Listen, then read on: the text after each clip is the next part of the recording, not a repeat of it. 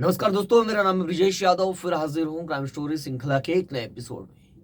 आज बात एक ऐसे क्राइम केस की करूंगा जिसमें एक लड़की, जिसको लड़का बनने का बहुत शौक था, लड़कों जैसा जीने का बहुत शौक था, उसके इस अलग अंदाज से परिवार वाले काफी गुस्सा होते थे। एक लड़की जो लड़कों जैसा कपड़ा पहनती थी, लड़कों जैसा बिहेव करती थी, लड़कों जैसा लोगों से बात करती थी, लड़कों जैसा दोस्ती करती थी और लड़कों जैसा ही रहना चाहती थी। उसका जो फ्रेंड सर्कल है, जो भी वो करती थी, वो सब लड़कों जैसा करती थी। यानी उनको उसको लड़का बनना या लड़कों जैसा रहना काफी पसंद था। यानी लड़कों की जो लाइफ है उसे बहुत पसंद थी उस लड़की को। ये सब तो ठीक है, अपनी जगह पर था। उस लड़की को बहुत कुछ पसंद था, लड़कों जैसा बिहेव करती थी, लड़कों जैसा कपड़ा पहनती थी, लड़कों जैसा रहती थी। लेकिन अचानक 23 जून को एक बड़ी घटना घटती है जिससे इस लड़की की पैरों तले जमीन खिसक जाती है। कहानी की शुरुआत में आज से लगभग 2 महीने पहले से करता हूँ। ये जो लड़की है, जिसे लड़का जैसा रहने का शौक है, ये लड़की रहती थी अपने परिवार में अपनी माँ मीना के साथ और अपने भाई राहुल के साथ। इसका छोटा सा परिवार काफी खुशी परिवार था। एक इसका भाई राहुल रहता था इसके परिवार में, एक इसकी माँ मीना जिसकी उम्र 44 साल होगी, भाई की उम्र 23 साल, और ये खुद, इसका नाम काजल था। ये लड़की काजल लड़कों जैसा रहना चाहती थी। इसके भाई को भी बहुत गुस्सा आता था कि मेरी बहन क्या कर रही है, कैसा कर रही है, कैसा बिहेव कर रही है, समाज में, सोसाइटी में मेरा नाम खराब हो रहा है। कुछ ऐसा झगड़ा या बातचीत परिवार में हरदम इसको लेकर होते थे। लेकिन अचानक क्या होता है कि इसके घर में एक चोरी होती है, लूटपाट होती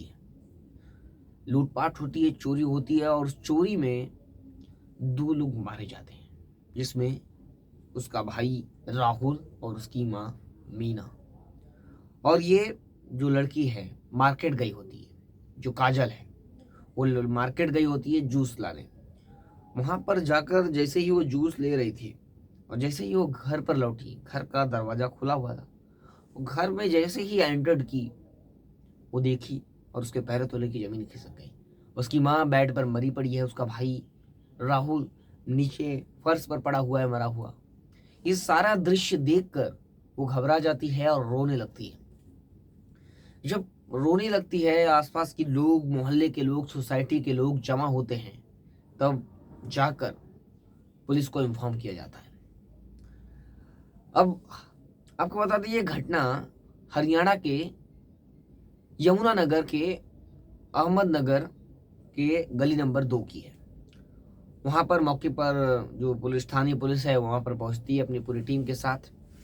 स्थानीय पुलिस जब पहुंचती है तो जब बॉडी को देखती है तो लग रहा था कि बहुत बेरहमी से मर्डर किया गया है। तो जब काजल से पूछताछ करती है तो काजल सारी बातें बताती है कि मैं जूस लाने गई थी और मेरी माँ और मेरे भाई को कई लोग आए और मारकर या चोरी करके चले गए। ये बात, इसके आधार पर रिपोर्ट लिखाई जाती है, यानी पुलिस कंप्लेन दर्ज करती है, एफआईआर दर्ज करती है। अब पुलिस इस केस में, सबसे पहला पुलिस का सवाल ये था कि इन 2, मीना के साथ और उसके बाद उसके भाई, 23 साल के भाई के साथ किसी की क्या दुश्मनी हो सकती है, कोई इन दोनों को क्यों मारेगा। अब लड़की से जब पूछताछ होता है कि किसी से दुश्मनी है, किसी से कुछ है, तो लड़की भी है एकदम सीधे साधे लोग, कोई दुश्मनी नहीं, कोई लफड़ा नहीं, कहीं पर कुछ भी।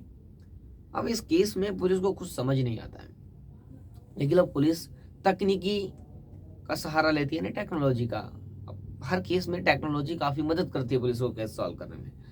तो अब पूछताछ में कुछ तो पुलिस को बड़ा लीड या कुछ बड़ा एविडेंस हाथ तो लगा नहीं। अब पुलिस क्या करती है, घर में देखती है कुछ सीसीटीवी लगे हैं। जब पुलिस की नजर सीसीटीवी पड़ती है तो देखती है घर के अंदर एक कैमरा लगा हुआ है। जब उस कैमरे का पुलिस जो वीडियो है सोचती है कि वो देखे, कुछ पता चले घर के अंदर कौन आया था कौन नहीं। जब पुलिस उस वीडियो को देखने का प्रयास करती है तो देखती है कि घर के अंदर का जो कैमरा है वो भी बंद पड़ा है। जब पुलिस ये सब देखती है कि कैमरा बंद है और उसके बाद इन दोनों का मर्डर है और जो सामान है, कीमती गहने, ये सब गायब है, यानी कुछ तो कुछ गड़बड़ है। और पुलिस की पूरी टीम ये सोचने लगती है कि इस केस में कहीं ना कहीं परिवार के लोग या आसपास के लोग जो इन्हें अच्छे से जानते थे वो शामिल है। पुलिस की टीम को ये बोलने से तो चलेगा नहीं कि कोई शामिल है, इसमें एविडेंस की जरूरत पड़ेगी। पुलिस काफी हाथ पैर मारी, लेकिन पुलिस के पास कोई एविडेंस या कोई ठोस सबूत हाथ नहीं लगा। अब पुलिस क्या करती है, जो लड़की है, जो घर में एकमात्र बची हुई लड़की काजल से पूछताछ करती है। जब काजल से पूछताछ करती है तो काजल के जो स्टेटमेंट है, जो बयान है और जो इमोशन उसके बातों में, जो फीलिंग दिखनी चाहिए माँ के मरने और भाई के मरने से, पुलिस को ये दिख नहीं रहा था। जब पुलिस उससे कई सवाल माँ और भाई के बारे में करती है तो उससे कोई दुख, जो दुख होता है कि अपनों के मरने के बाद, वो दुख उसे दिखाई नहीं देता था। उसे लग रहा था उसके मन में कि अच्छा हुआ जो हुआ। अब वो ऐसा क्यों सोच रही थी? पहले पुलिस तो इसे छोड़ देती है, उसके बाद पुलिस आसपास के लोगों से और कुछ सोसाइटी के लोगों से पता करती है, तो पता चलता है कि जो लड़की है वो लड़कों जैसा रहने की उसकी काफ़ी मंशा है। वो लड़कों जैसा बिहेव करती थी, लड़कों जैसा रहन सहन था उसका, लड़कों जैसा कपड़ा पहनती थी। तो ये सारी चीज़ें पुलिस को पता चलती है कि ये लड़की जो है काजल, वो लड़कों जैसा रहती थी। इस बात को लेकर दोनों, जो उसका भाई है राहुल और जो उसकी माँ है मीना, इन दोनों के बीच विवाद होता था, लेकिन लंबे समय से चल रहा है। लेकिन इनमें मर्डर का मामला कि काजल इन दोनों को मार दिया, ऐसा नहीं हो सकता, ऐसा पुलिस को पता चला। लेकिन पुलिस को कहीं ना कहीं शक था कि इसके साथ कोई और भी शामिल हो सकता है। पुलिस क्या करती है कि इसे, जो है काजल, इसे उठाती है और कड़ाके से पूछताछ करना शुरू करती है।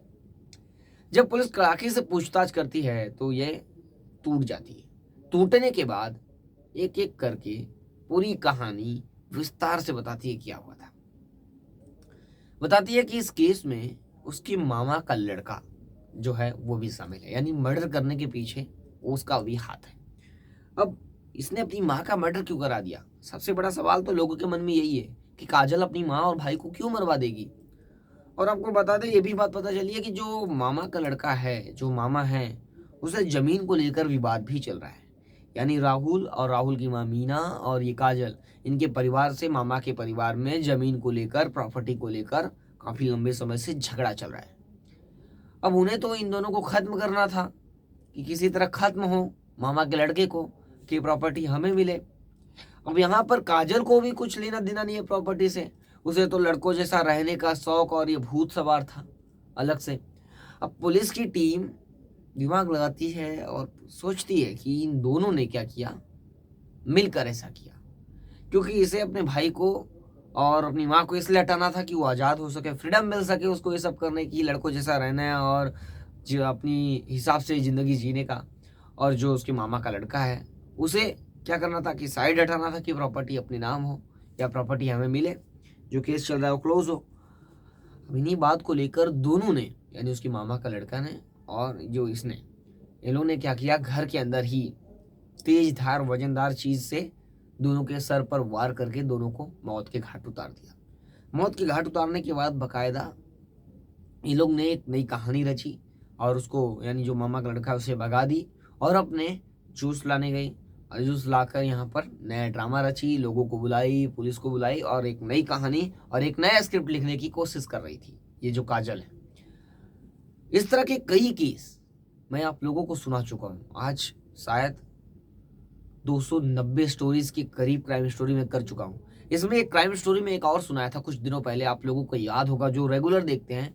मध्य प्रदेश में एक औरत अपने पति को इस तरह मारती है कि किसी को कानो कान फर्क नहीं पड़ता, यानी किसी को पता ही नहीं चलता, उसके खुद के परिवार को, यानी ससुराल वालों को भी नहीं पता चलता कि उनका लड़का गायब हो गया है। उसने क्या किया, वो महिला काफी होशियार थी, उसे पता था कि अगर बॉडी को इधर किधर फेंक दूंगी, यानी आसपास फेंक दूंगी, तो पुलिस उस तक पहुंच जाएगी। तो उसने क्या किया, बॉडी को, यानी अपने पति के बॉडी का कपड़ा पूरा उतार कर, यानी बिना वस्त्र, उसमें जो भी डॉक्यूमेंट है वो भी हटाकर, जो भी डॉक्यूमेंट है, जो भी कपड़े हैं, पति का निकाल कर उसका मर्डर करके, उसके बाद उसे गोनी में भरकर उसको गंगा में फेंक दी। गंगा में फेंकने के बाद बॉडी सड़ गई। सड़ जाने के बाद धीरे धीरे जो भी है कीड़े, जो भी समुद्री जीव होते हैं, उसे धीरे धीरे खा गए, डिकम्पोज हो गई। लेकिन जाकर वो मध्य प्रदेश के किनारे वो बॉडी लगी, लेकिन बॉडी लवारिस में पुलिस ने डालकर जो सैंपल होता है वो रख ली और उसे अंतिम संस्कार कर दिया गया लावारिस समझकर। लेकिन एक बाद में जाकर उस केस का खुलासा होता है। कैसे होता है आप मध्य प्रदेश की वो कहानी जाकर मेरे चैनल पर खोज सकते हैं, या कमेंट करेंगे तो मैं जरूर उसका लिंक यहाँ प्रोवाइड कर दूंगा, या डिस्क्रिप्शन में भी देने का प्रयास करूंगा अगर मुझे भी वो लिंक मिलता है तो आपको मेरी कहानी कैसी लगती है कमेंट करके जरूर बताएं। फिर मिलूंगा एक नई कहानी और एक नई घटना के साथ। तब तक के लिए जय हिंद, सावधान रहें, सतर्क रहें।